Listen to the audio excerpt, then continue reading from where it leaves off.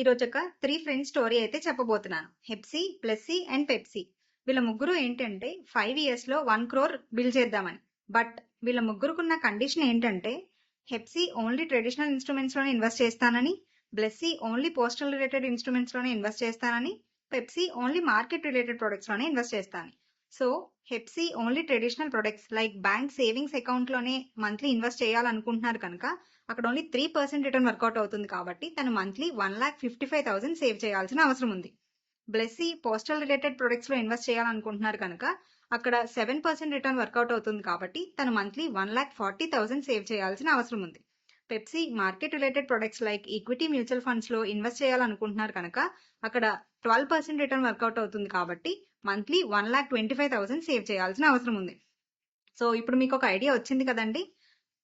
5 years లో 1 crore corpus bill చేయాలి అని అంటే ఏ ప్రొడక్ట్ లో మంత్లీ ఎంతెంత అమౌంట్ సేవ్ చేయాలి అని. వీడియో నచ్చితే లైక్ చేయండి, మా ఛానల్ కి సబ్స్క్రైబ్ అవ్వండి, ఇంకా మీ ఫ్రెండ్స్ తో షేర్ చేయండి.